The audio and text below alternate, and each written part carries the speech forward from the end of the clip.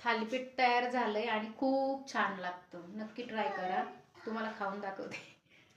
मला कंट्रोल होत नाही. मी खूप फूडी आहे. मला खूप खायला लागतं आणि मी खाते. मला आवडतं.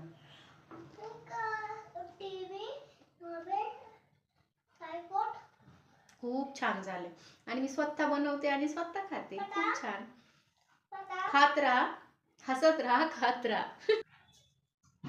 आज बनवत आहे मी खमंग असे भोपळ्याचे थालीपीठ, दुधी भोपळ्याचे थालीपीठ.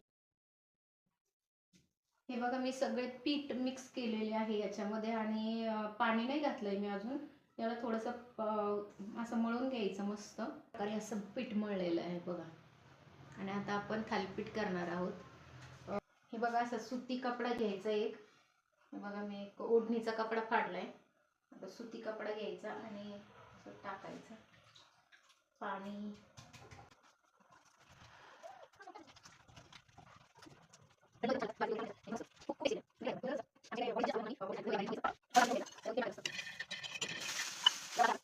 तोंडाला पाणी सुटलं. तुमच्या पण तोंडाला पाणी सुटलं ना. थालीपीठ तयार झालंय आणि खूप छान लागतं.